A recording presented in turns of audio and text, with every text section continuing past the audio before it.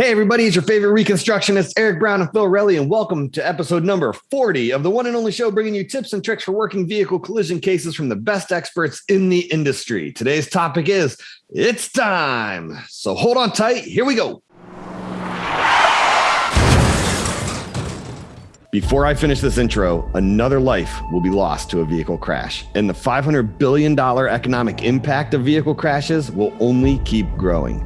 Are you an attorney, expert witness, police officer, or insurance adjuster in charge of negotiating, investigating, or litigating vehicle collision cases? If so, then you're in the right place. The Expert Angle podcast was created for you because we believe that the industry must evolve, grow, and get better daily. And the only way to do that is by building the best team of experts possible to ensure that these crashes are handled efficiently, accurately, and honestly in order to get justice for the victims. We're Eric Brown and Phil Relli, and this is the Expert Angle.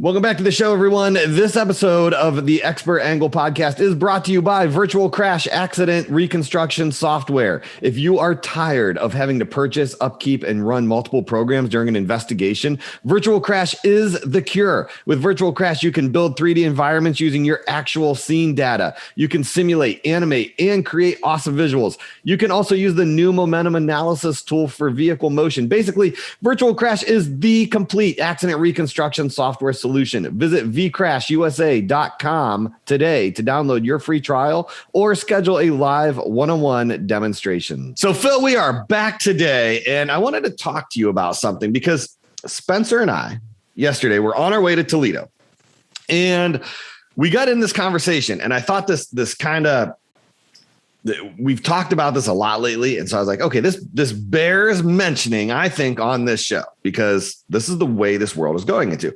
But the world currently, I don't know if you've noticed this, it seems like everybody is going and focusing on time, right? Everything in this world is becoming faster and giving a lower time limit. Like, look at like workouts now, right? The new fad workouts are like, 10-minute trainer. Right. Stuff like that, where you're only in the gym for 10 minutes, right? Look at your department, right? My department's the same way. Every department that I talk to is the same way. If you get called out on a fatal, how fast do they expect results? Right. Right. I mean, instantaneously. Right. And God forbid the next day you come in because they're going to ask and they're like, hey, where's that report at? And you're like, what?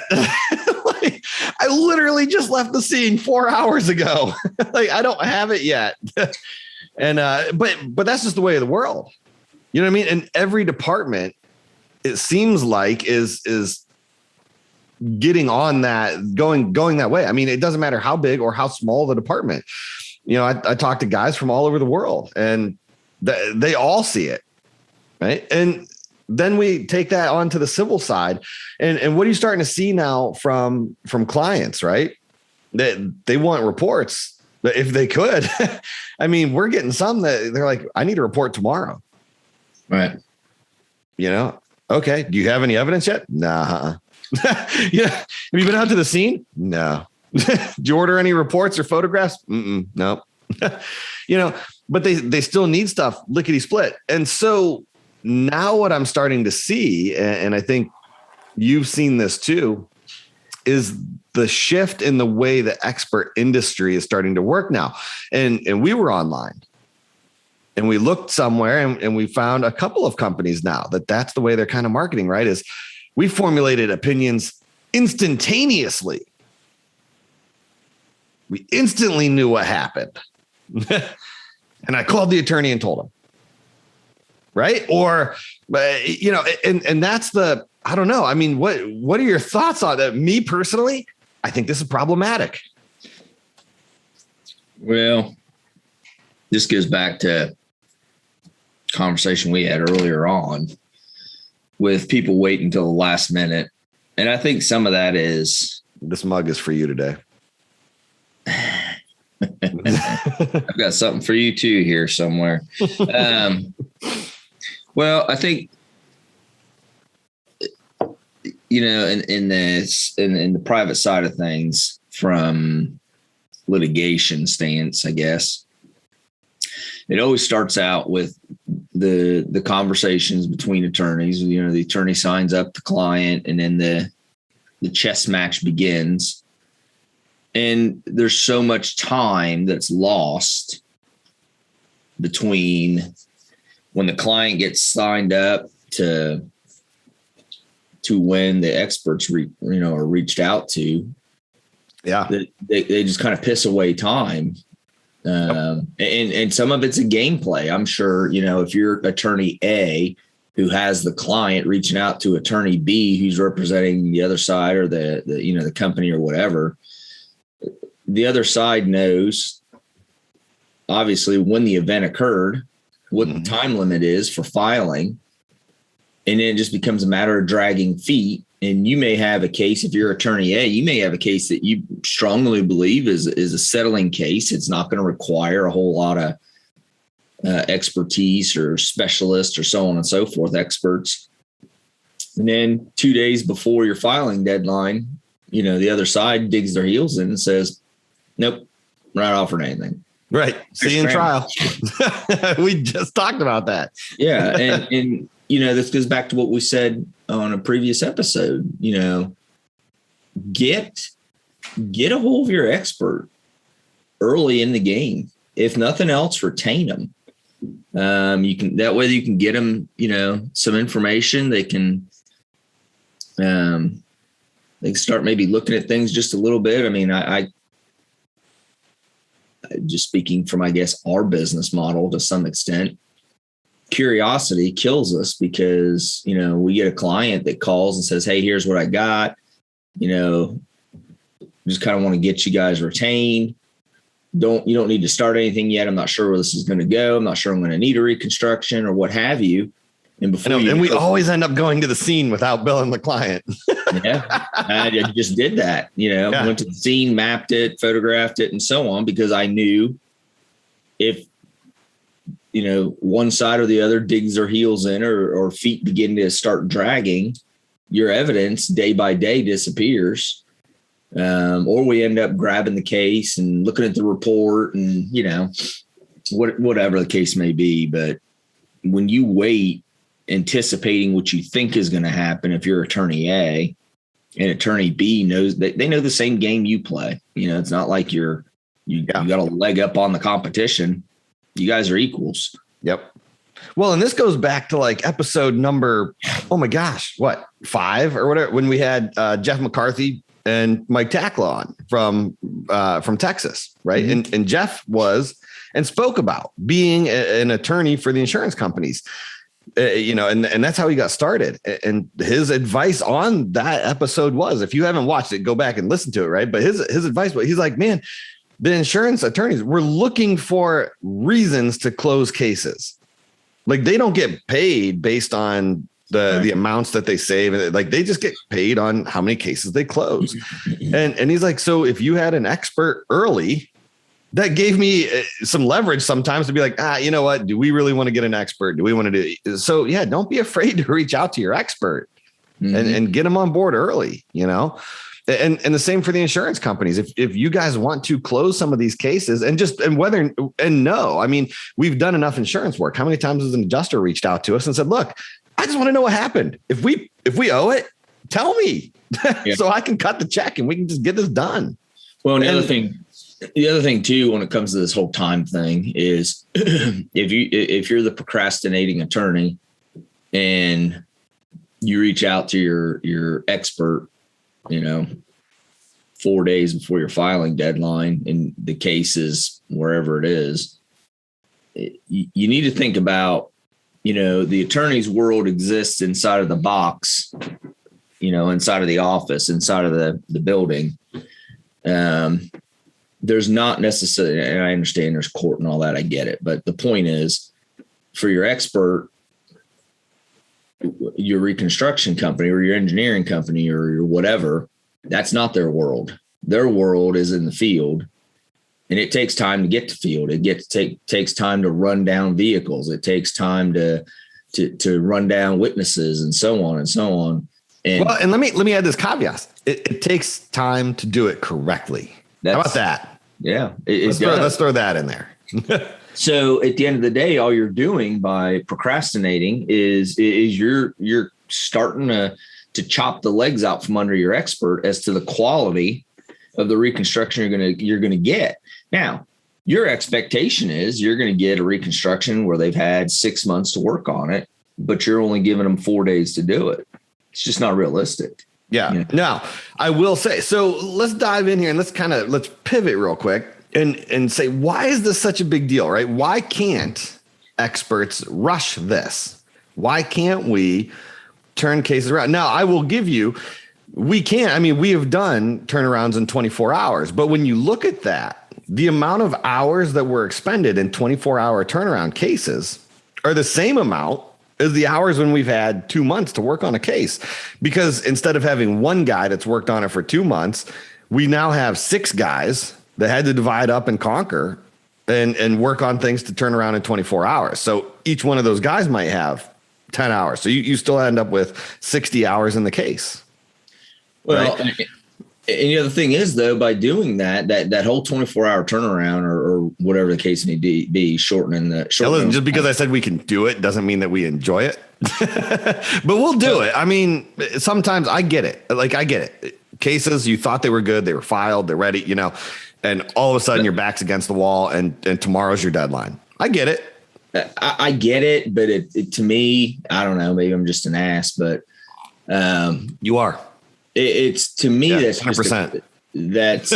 It's ridiculous. You knew about this case long in advance and you procrastinated. You tried bluffing. You tried every technique they teach you in school and at your firm and, the school of hard knocks, all that stuff. And you lost, and now you're backed in a corner. And, when you push that panic button and now you're all of a sudden scrambling, trying to get the person to get the company. Number one, you're going to have to find a company that's going to do it, that's going to commit to it. So you're running a risk there because the company you get may not be the company you want. And and then the company is, you only have so much time. So what kind of time are you going to be able to spend on really sitting back and scratching your head and saying, you know what, I think I might have seen a case like this 5 years ago. Let me pull that case. Yeah. Those options are out the window because now it's what's directly in front of you. It's a quick, hard and fast analyzing of that piece, that component, and then you're running with it because you literally can hear the clock ticking in the background and the deadline looming.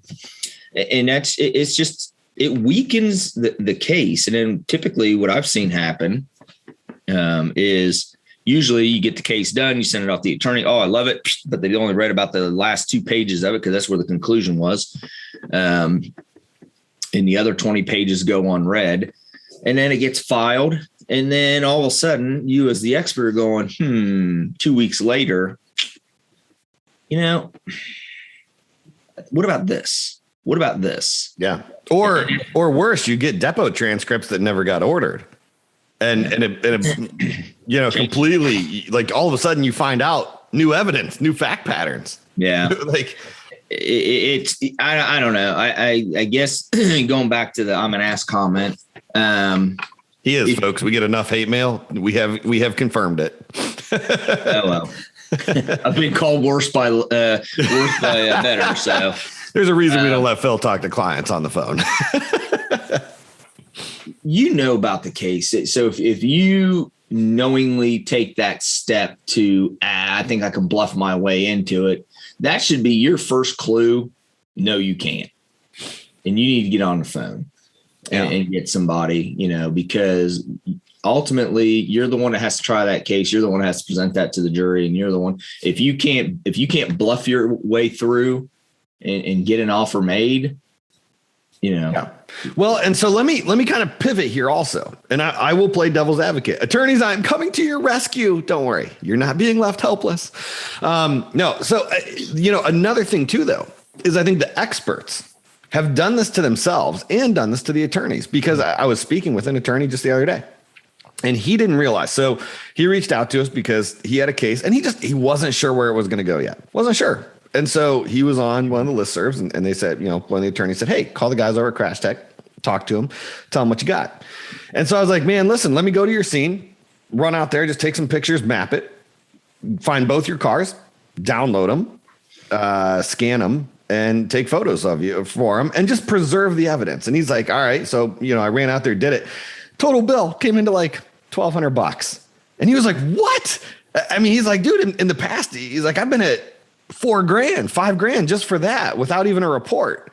And I'm like, listen, man, and I think the problem is experts never made this cost inclusive for the attorneys. You know what I mean? Like they ran the cost so much because as an expert, you're trying to run up billable hours or whatever the case may be, instead of, and kind of how we shifted is we looked at it and said, okay, I would rather them get the evidence and not need it than not have it and need it. You know what I mean? And so we have always kept it very cost inclusive for the attorney to call in and say, look, we'll get you all your evidence and just stop. You're $1,000 in. If you don't need it, you're $1,000 in at worst case, but at least you have all the evidence and we don't have to sit on an open case. We get it. We send it to you. We close it out. We invoice it. You pay us $1,000, and if it takes 3 years before you need it, who cares? It's there. Right. You know what I mean? And so if you're an expert listening to this, you have to keep this in mind that if we are going to ask the attorneys to call us and take a chance on something that they might not need us on, then you have to be considerate that, on those cases, I mean, a lot of times they might not end up with these huge settlements in order to pay our bills. So if we are going to ask the attorneys to call us early before they even know whether or not they need us, then you have to consider that when figuring out your pricing model. Right.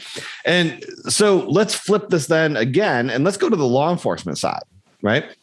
Because we have a lot of police officers that listen to this. And so what's the dangers, I guess? What does it matter, Phil? Why can't we just have a report the next day? Why can't we expect a police officer to go out there, handle a fatal, come back and type a report right then and there so that you can have that report in one day? Why can't we ask an officer to do it? We got people to charge here. We have people to charge with crimes. I'm just trying to figure out at what point I'm supposed to keep it. Yeah. I just don't want you to get fired. So make sure you censor your words correctly. And I'm trying so hard right now first I'm trying to get my blood pressure down. Yeah. I can feel that skyrocketing. And like I said, though, at the beginning of the episode, guys, we're not picking on any one department. Every city in the world. I mean, I have talked to guys from England, Germany, Australia, and they face the same thing. They do. That's what every police officer complains about. Well, first of all, you have, I think in the law enforcement side, I think you have a big disconnect, and you have an issue where oftentimes leaders of divisions, leaders of departments don't have a clue as to how they know the wheel turns, but they don't have a clear understanding of what makes the wheel turn and everything that goes into generating that rotation. So that's number one. Number two, I think you have an issue of schedules. You oftentimes, there's a lot of departments out there that do not have a bottomless pit of money, that do not have, and therefore cannot have 500 different specialized divisions.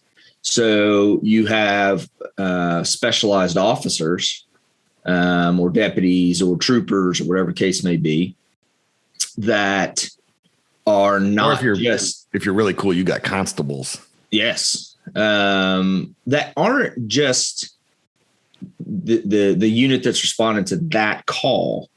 I know for everybody, that call is the most important call because they're somehow personally tied to it. But there may be 25 other calls that are just as important to those folks ahead of them. And it's first in, first out. You got to just work them in succession. It takes time. A lot of people think that officers, once you're there, you gather that evidence, you map that scene, you go back to your office, and you sit down, and all of a sudden the pieces by magic or Ouija board come into place. But you got to remember, there are people to charge potentially. And you have proof beyond reasonable doubt standards that you have to meet. That's what I was going to say, is the standard's higher. It is. It's substantially higher. And so therefore your evidence oftentimes is harder to get, because you may not be able to get some of your evidence without going through, the mandate for a either a grand jury subpoena if it's medical records. And good luck with that. It takes time. The hospitals don't report all this data in one day. You could have a person who goes in and immediately has to have emergency surgery. It may take 3 months before you get that 500-page binder that comes to you with the medical records. Yeah. And the problem too that you have on some of the bigger departments and surprisingly, I think it might be reversed. I don't know. Like, it might be easier for you to get in front of a judge, but like for me, we just had a case, and once the vehicles are secured, the search warrants for blood draws, we can get right then and there because judges know they're time sensitive. Right. But like the search warrant to download vehicles, I have to type up, and so once it's all typed, then you can call the judge and you got to schedule an appointment. Well, they might not be able to see you that day. They've got trials and everything. I mean, so sometimes they're like, come see me on Wednesday, and the crash happened on a Sunday. Yeah. So I'm not even getting my warrant till Wednesday. There's nothing I can do. Right. I can't touch those vehicles. And on the law enforcement side, law enforcement is at the mercy of the clock, and they're at the mercy of when the information that they need is going to be available. And they're at the mercy of when the source that's able to grant them the authority to go after that information is available. So there's a lot of cogs in the wheel. And people don't understand that. And I get that. They don't work in that industry, just like, people that make widgets. I don't understand and don't know everything that goes into making a widget, but there's a reason it takes as long as it takes to get to the shelf at the store. And at the end of the day, people need to understand that it takes time. And if that delays, I've had, and the hardest calls are always, the victims or the family of victims, that they want what they want. And I get it. But this is one thing that is absolutely uniform on both sides, on the law side and on the private side.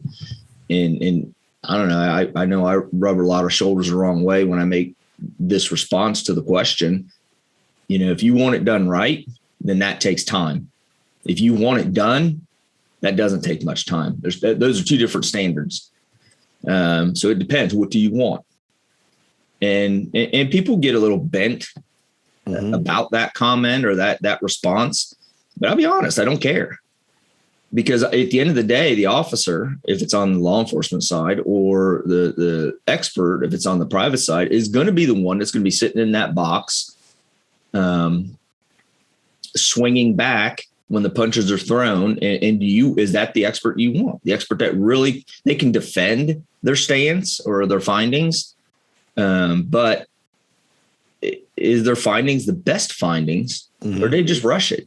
And you can see it. You see it. We've seen it in reports where the glaring, obvious, look at me piece of evidence was never looked at. Yeah. Yeah. There's a difference of wanting it done and wanting it done right. And if you want it done right, it takes time. So. Yeah. And you know what? I'm actually surprised about that. We've never seen this. Right. And so one of the reasons that the cases take time and take as much time as they do, right, is you got to remember that reconstruction is a slow, methodical, systematic approach that includes the scientific method, right? And so remember back to elementary school, maybe middle school. It might not have been, I don't know. But remember this whole thing, the scientific method, right? You ask a question, perform your research, establish your hypothesis, test your hypothesis, make the observation, analyze your results, and then you publish and have peer reviewed, right? So I'm surprised every time that there's a rushed case that we see, that the attorneys don't slow it down in court and let's just pump the brakes. Let's pump the brakes and talk strategy here for a second, and what the perception would be in front of a jury. And I mean, could you imagine in court, Mr. Relli? Let me ask you a question: Is reconstruction based on the scientific method? Yeah, absolutely it is. Oh, okay. Yeah. No, I didn't know. I didn't know that's answering. And so it's based on the science. Yes. And so when you complete a reconstruction, do you follow the scientific method? Yeah. Every time? Yes. Okay. So in this case here, you turn this case around in 1 day or 2 days. Perception. Here we go. Right. So you turn this case around in 2 days. So you're telling me in 2 days, Mr. Relli, can you tell me the 7 steps of the scientific method? Okay. So in 2 days, you had time to go out and investigate the scene, collect all of your evidence that you had, right? And then once you're looking at that evidence, you could ask a question, and a well thought out question, right? Because when we say ask a question, we're not talking just crap. Right. I mean, this is the reconstruct. This is what we're talking about, folks. This is the actual reconstruction. Ask the question. You guys hear me and Phil refer to this as what? The scope. This is your scope, right? What am I trying to prove? Okay. So ask a question. Was speed a relevant factor in this crash? Let's just say, because that's probably the most common question ever asked of us. Right. Okay. So Mr. Relli, in 2 days, you had time to do all that and then ask the question, is speed relevant? Then you performed research. Tell me, what research did you perform over those 2 days? Exactly. Right. Okay. So then you established your hypothesis. Yes, speed is a relevant factor. Okay. Then you had time to test that. Or conduct your research on that, right? Then you had time to make observations. Then you had time to analyze your results. Then you had time to write your report. Then you had time to send it off to another accredited reconstructionist and have it peer reviewed and get it back in 2 days. Right. You're telling me you followed every one of those to the T, because that's what reconstruction is based on. You followed that perfectly in 2 days? Well, and here's the thing, assuming that, everybody out there in the competitive world is doing just that, what they're not doing is, as they're rolling through their, they've laid out their hypothesis, and now they're gathering their research per se. As things are popping up in their analysis, they're just not going down that rabbit hole. They're ignoring it. And what you're going to see is the information that they gather. Guess what they're going to start doing with drag factors? Blanket apply. Yeah. Perception response time. This is where you see the blanket application. 1.5 seconds. Yeah. Everything in the world, that's the only thing I guess that stays. There's 2 things that stay constant and on perception Earth, response time and drag perception response and gravity. But, right. Yeah. Friction. Yeah.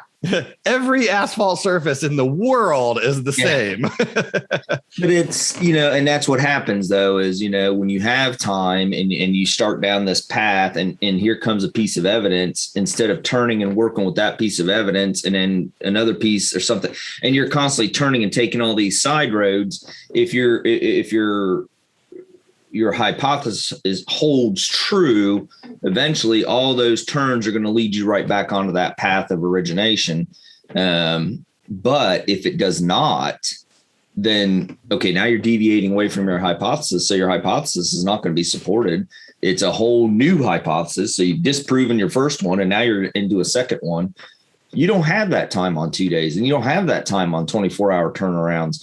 Typically. Now, there's always exceptions to the rule. There's always exceptions to where it just is what it is, and there's no other way this thing happened. But those are few and far between. You don't get those, the ones where you could just cover your eyes and absolutely be spot on. So I don't know. Again, I am not trying to be the jerk, but I'll be it, because that's what I do best. If you're calling, the 1-2 days before trial in a frantic mode, I've got to have it. You're doing it to yourself. You did not sign that case up. If you're calling me at 3:00, I need this case done tomorrow. You didn't sign that client up at 2:59. So why'd you wait? Yeah. and it goes back. Well, and like I said, I think part of that is because of what the expert industry had done to attorneys up to this point. Possibly. Some of it, I think, honestly, I think, you know what I mean? Because I think that's part of it. I think I also think you may get, I still go back to, I think you have attorneys that are equally intelligent on how the game is played and baiting each other into, I'm willing to play just to try and get you so close to that filing deadline, hoping that it prohibits you. At some point I'm going to say, nope, conversations are off, negotiations are done, we're going to trial. But I'm going to do that so close to the filing deadline that you can't get an expert. Yep. And have time. And then we've had some attorneys that we've worked with that have done that and baited the other side into missing the expert deadline. And then the other attorney knows, okay, well, they will get an expert. They got 2 days left. They'll get an expert, but that expert's going to turn it around in 48 hours. We'll tear them apart on the stand. Yep. It's all tactics. It's all gameplay. It's all tactics. And at the end of the day, you as the attorney that signed up that client, I mean, you got to explain that. If it goes south, it goes sideways. You got to explain that, and if the case does have a negative outcome, to turn and point the finger at your expert and say, well, that's why we lost the case, the expert. I think you need to look at yourself in the mirror. Why'd you wait till 48, 36 hours, whatever it is before your deadline? Yeah, at that point, it kind of becomes it's that we win as a team or we lose as a team. Absolutely. And you gotta, as the attorney, you have to set your expert up for success, but as the expert, you hold a responsibility. That's what I want you guys to realize. As the expert, you're the expert. You hold a responsibility to do the investigation correctly. And if you need more time, then you need to let your attorneys know that are calling you, hey, look, do you want it done or do you want it done right? Well, and this is where I challenge the experts out there. And I guess this is a pointed comment. You hit the nail on the head when you said you are the experts. If you are afraid to say no because you are so driven by that dollar coming into your business. Oh, you love making this point. You make this point out. Yeah. And I know it gets under your skin. But if you are that expert that is so driven by the dollar that when the phone rings, you just, yes, sir. Yes, ma'am. Oh, we got it. Yada, yada, yada, yada, yada. You're a snake oil salesman and you get what you give. So if you don't have the stones to stand up and say, I'm sorry, you're calling me 24 hours before your filing deadline and needing this, that is not enough time for this to be done properly, thoroughly, and giving you the results that your client deserves. I'm sorry. Yeah. I'm just not that guy.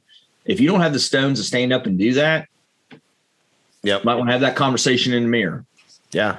And like we said, I mean, that comes with the caveat. That's not to say it can't be done, but like for us, I know when we do a 24-hour turnaround and folks, that's what we're talking about. We're not talking about ones where, can a recon be done in 2 weeks, 3 weeks? Absolutely. Yeah, absolutely. It can. Yeah. Absolutely. Yeah. We're not talking about those. We're talking about the 24-hour turnaround.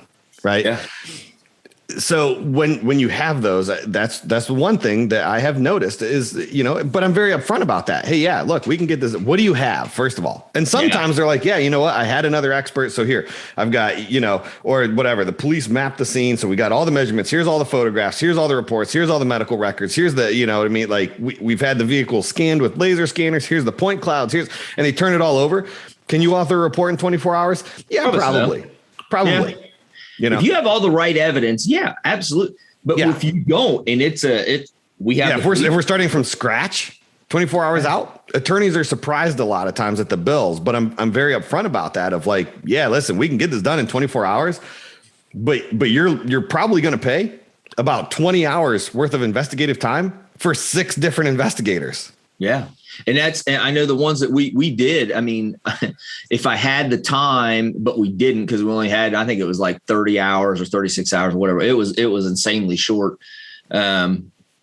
if I had the extra time, I really wanted to drive up to your house, strangle you, and then go do what I needed to do. But I couldn't afford that time. But no, that's why I do that to you, just so you can't make it here in time. But I remember, I do remember those. I remember it was all hands on deck, and we had people scattered all over the place, phones ringing off the hook, maps, I mean, out mapping scenes at 2:00 in the morning. And I mean, it is what it is. Crazy. But, it worked out, we were able to get it done, and it can be done. It's just, as you're going so fast paced, think about driving down the road in your car at 55. If you're going 55 and you got your eyes moving around and whatnot, think of all of the things and all that you're seeing along the roadside, and, housing additions and all this stuff, all the neat things that you don't, that you're seeing. And then you go down the highway to 120. Think of the things you're not seeing. Yeah. And when you're doing these 24 to 48 hour turnarounds, think of the things that your expert company is not seeing. And it's not that they that they can't or what have you, or they're missing it. It's just, I've got, in the background, and they've got to stay laser focused, but it hurts your case. It really does. I know you reserve the right. Every expert company has that caveat. We reserve the right to amend, blah, blah, blah, blah. But you don't have the right to, or the right to come back and amend your report. It's not new evidence. If it's evidence that you just glanced over to move forward, you're going to have a hard time getting that amendment through. Yeah. Yep. So here would be my thing. And Phil, I'll let you kind of wrap this up, and then I'll jump over here and offer my final thing here. But so speak to, and I know it's kind of three different edges to the pyramid, let's say, to the triangle. I was going to say three different edges to the sword, but that doesn't make any sense. That'd be a weird sword. It would be. But speak to, I mean, to the attorneys, to the experts, and to the police officers, right? What is something that just needs to be considered in order to say, hey, listen, just pump the brakes a little bit, right? It's worth it. It is worth it to take a little more time and get it right than just going through the motions and throwing crap against the wall. Right. What's your, I'm a firm believer in taking your time, slowing down, following your process, playing devil's advocate in your own mind with, here's what the evidence presents. Here's what it matches. Here's what, but let me change this angle. Let me change it. They're not angle per se from a literal sense, but this thought, or interject a lot of what ifs and rule those out, and make sure it is truly being analyzed down to what it appears to be. I'm a firm believer in doing all of that and taking your time and generating one report. I'm not a big fan whatsoever of rushing and generating your report, and then a week later, oh crap, I need to amend it. And then a week after that, son of a, got to amend it again. Now you just look like a fool. Yeah. Somewhere. And like Phil said, we're not talking about discovering new evidence. We're talking about adding missed evidence. Yeah.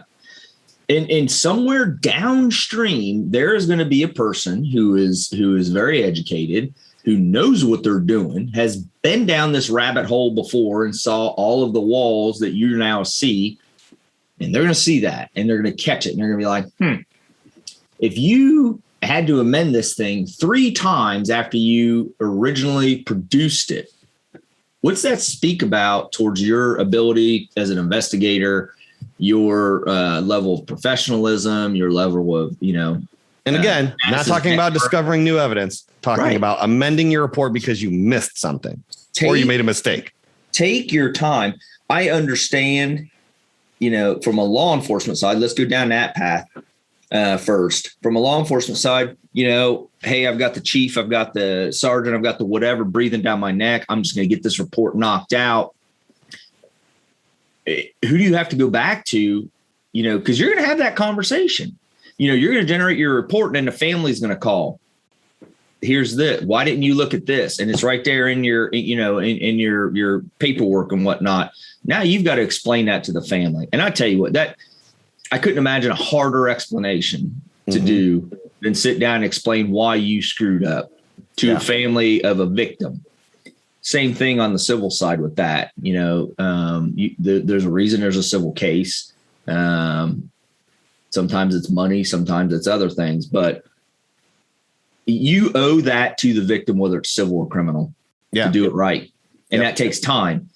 And if people can't give you that time, I don't know. I don't know the reasoning, necessarily the reasoning behind that. I don't agree with it, but my thought on it, you slow down. I don't care what side of the fence you're on, criminal or civil, slow down and do it right. If you're not going to do that, then you probably just ought to not do it. Well, and let's take real quick, just the two cases in point of what happens when you rush, right? So you have one where your investigator says, oh yeah, I went out and did everything I was supposed to do. Went out to the scene, did the scene visit, did this, that, right? Charged you paid the bill as the attorney. And when all of his material comes over to the other expert, maybe let's say a couple of honesty checks that we included in our measurements, right? Took a couple of extra measurements that we included in our measurement log as an honesty check. And those points of evidence get mapped into the other expert's diagram. Did they go out and do a scene visit, or did they take our measurements and put them into their diagram? Right. Or case in point, Phil, you just said about amending a report because you rushed and you missed something. Could you imagine doing a report, taking the other expert's report, doing a rebuttal report, and saying in your report that expert's wrong on their calculated speeds and it should be this, this, and this. And then when you get it and you say, oh, wait, but this expert didn't, he forgot to convert from velocity back to miles per hour. Yeah. Right. So now they have to amend their rebuttal report to be like, oh, never mind.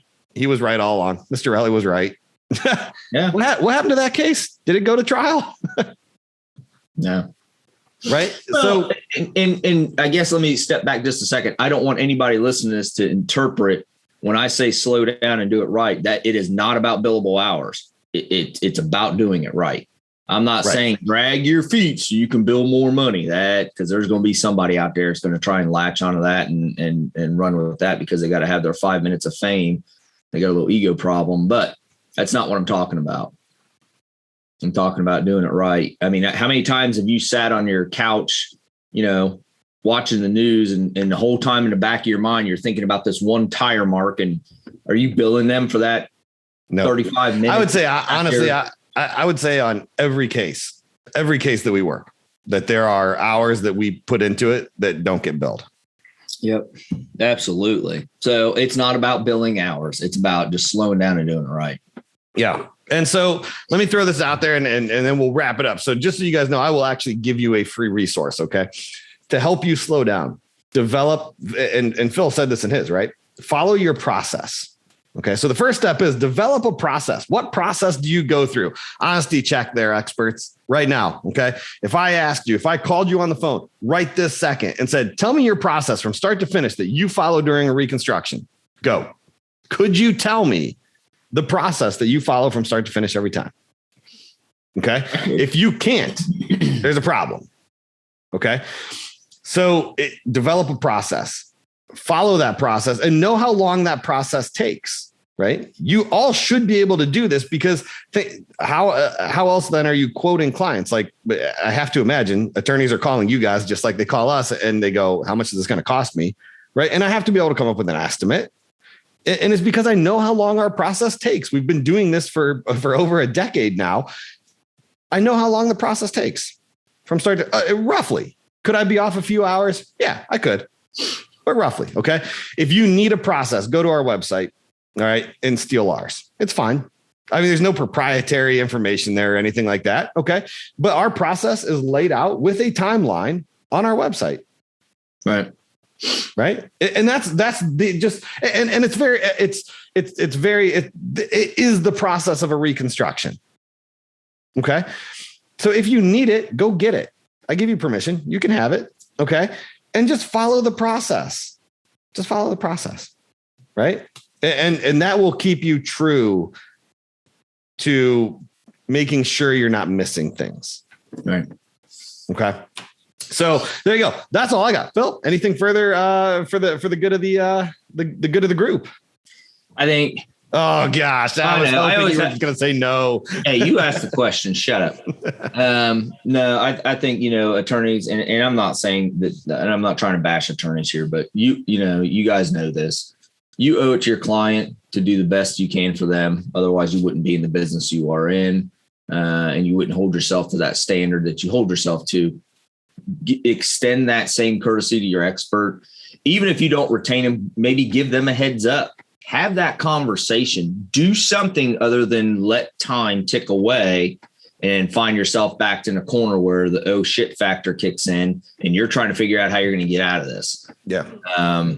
You owe it to your client. You owe it to yourself, because if you wait till the 11th hour to call, you just made your job harder too. So this has a trickle up and trickle down effect. And on the law enforcement side, take your time.